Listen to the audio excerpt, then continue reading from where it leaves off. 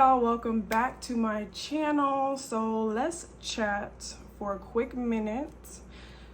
First things first, today is December 26th, okay, day after Christmas. Currently on a 3-day trip right now, and I have to go to work right after this. So let's backtrack. Christmas, I had to work. And I wasn't really thinking nothing of it. I was just like, you know what? Just work, you're scheduled. Of course, no one wanted to pick up my trip. Nobody wants to work on Christmas. I go to work, everything was fine. Passengers were fine. We went to Durango and back. That was a full flight. And then we had one more flight. So it was not a bad day. Passengers were nice, easygoing. Crew was cool. So I really can't complain. We did have a passenger who gave us all a Starbucks gift card, all the crew, so that was really nice. And that was it. So, you know, something is better than nothing. But it was a simple day, nothing too crazy. However, I really played myself because, like I've told you guys plenty of times, it's not about the actual holiday. The worst time to be at the airport is the day after the holiday. I'm not excited. I have 2 flights to work today, not a lot. However, both of the flights are full. Tomorrow, all the flights are full. I know it's about to be crazy in that airport, okay? Crazy, babies crying, people angry. It's gonna be crazy, and I'm not looking forward to that. Definitely from now on, moving forward, I'm gonna request off the day after every holiday from now on. Like, no, because it's just way too crazy. I am off for New Year's, but I don't have any plans, so I may pick up a trip if the price is right. We'll see. Not going into the new year, like the 1st, the 2nd, maybe then. I don't want to be working going into the new year. That's not the vibe. No, that's not the intention I would have set for the new year. So we shall see. Yesterday on my flight to Durango, I had a family in the back. It was a little girl, a little boy, and their parents. So they were like maybe 2 rows before the last row. So the little girl, she looked like she was about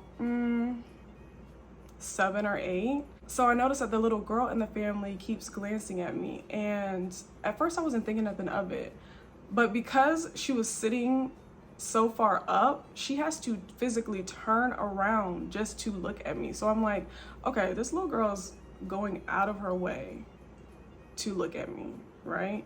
And it wasn't like, the look that she was giving me wasn't like, it was like, I don't even know how to explain it, but it wasn't like, oh my God, you're so cute. It wasn't like there's something in your teeth. It was just like, so I was just like, what is going on, y'all? So I'm literally sitting here and I'm like, why does this little girl keep staring at me? She acting like she never seen a flight attendant. Boom. This is her first flight. I'm like, obviously she's never been on a plane before. Like, that's why she keeps looking at me. So as I'm like, you know, trying to verify my assumption, right? I noticed that she did, because she wasn't like staring at me. She was just like glancing every now and then. And then once, you know, all the little chimes were going off, every time there was a chime, this girl looked back at me like, what's about to happen next? Anytime I made an announcement, she's looking back at me. Anytime I'm going back and forth, she's looking at me. And I say all this to say that, oh, number one, it was her first flight. I ended up talking to the family and I was like, oh, do you guys want me to take a group picture? I took a group picture and I was like, is this your first flight? And they were like, yeah, it's their first flight, the kids' first flight. And the little girl was a little bit nervous, but the little boy, he was like super excited. And I was like, oh, we're gonna be good. It's gonna be a smooth flight, da-da-da-da-da. And so I was just chatting them up and it was like a good time, a good day. However, I will say that the little girl was looking at me more for reassurance. Y'all, as soon as she felt a little bump of turbulence, she looked back at me like, Are we about to die? Are you scared? Because if you're scared, I'm gonna be scared. And I say all of this to say, as a flight attendant, passengers on board are always looking at flight attendants, majority of the time. And it's not even like, oh, because you have something in your teeth or your zipper is down. They're looking for reassurance. Are we safe? Are you worried? Because if you're worried, then I'm gonna be worried. So definitely make sure you bring your positive energy to work and not look annoyed and over it, number one. And two, just, you know, being calm. Because even through the turbulence, like I'm used to the turbulence, that's number one. However, I do have passengers who have a fear of flying, or it's their first time flying, and they just, when we hit that turbulence, they are scared. And as a passenger, they do look to flight attendants for that reassurance. So just always be mindful of your demeanor and your facial expressions when you are on the plane. Be sure to like the video, give me a thumbs up, and if you're new, subscribe to the Pristine Posse. Also chat me up in the comments, how was your Christmas? Did you do anything special? What did Santa get you? Tell me, or what did you get your fur babies? Please let me know down in the comments. Happy holidays! So today I'm going to drop off all of the toiletries that I stocked up from all the hotels that I went to, and I wanted to make it aesthetically pleasing, so I went to Dollar Tree and got these 3 big gift bags from Dollar Tree. And then I bought a box of sandwich bags, and I just individually put shampoo, conditioner, soap, and lotion. So yeah. Also, really quickly, I wanted to let you guys know that I did drop off all of my shampoo, conditioner, all those little goodies that are normally in the restrooms for our overnights. I took those to a place called Dallas Life, which is a homeless shelter in Dallas. It's open 24 hours, and they actually have like an area where you can just drop off all the donations. So if you live in Dallas, definitely check that place out. I went in there to just drop off all the, you know, bags that I had. And then like 10 people walked in behind me to volunteer. So I didn't even know that you can volunteer. So if that's something that you're interested in, definitely check it out. It's called Dallas Life. Here we are, quick little vlog. We're inside of Restore Wellness. And this is the red light therapy. This is what I have to stand in the middle of. And here I am, standing in the middle.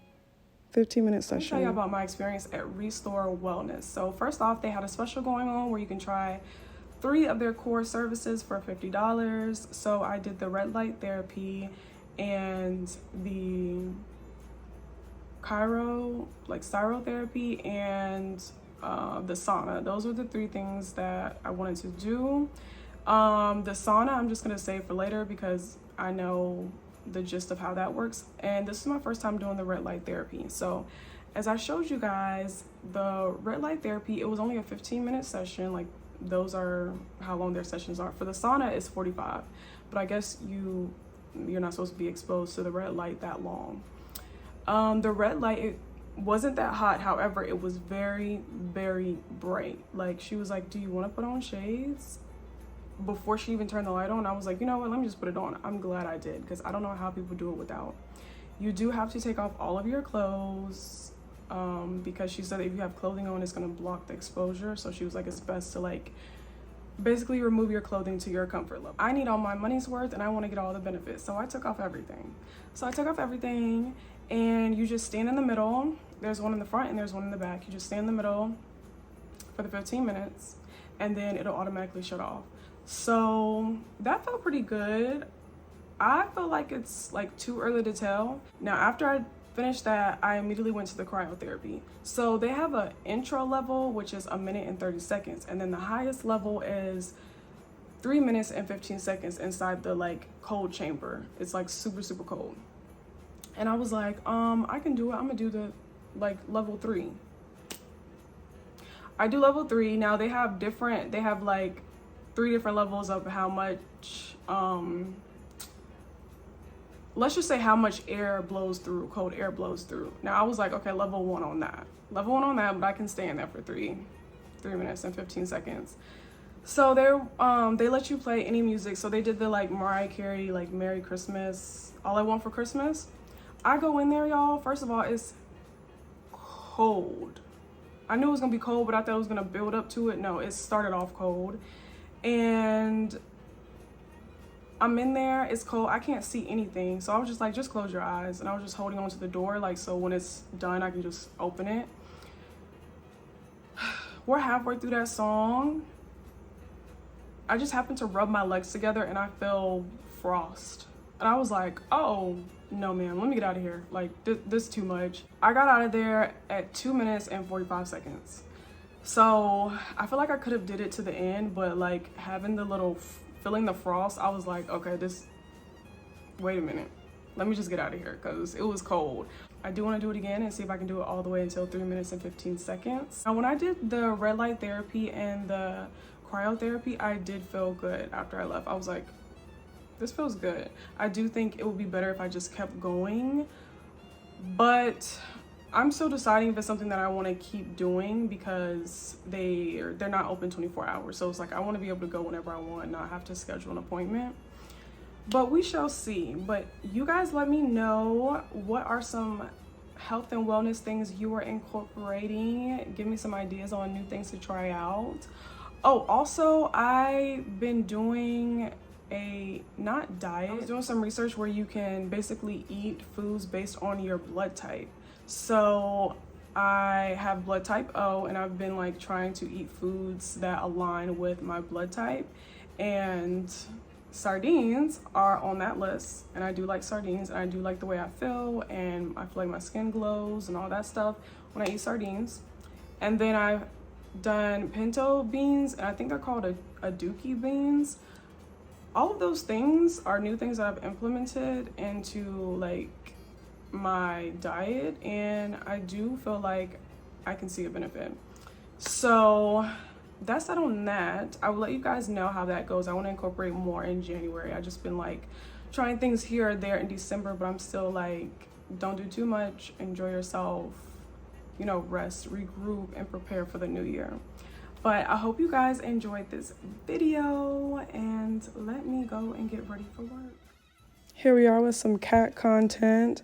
So I bought Pepper a new bed for Christmas, but of course, you know, cats are so funny acting. I'm like, I need to make sure you like it before I take the tag off and throw away the old one. And here he is trying to act like he has to fill it out first before he sits in it. And boom, day 2. He's sitting in it.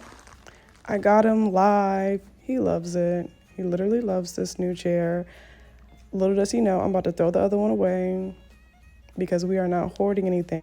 So as I was scrolling on TikTok, I seen some DIY projects to make like cat toys at home, and I saved all of these toilet rolls, put them in a shoebox, and then I put some treats at the bottom, and look, Pepper loves it. He's actually playing with it.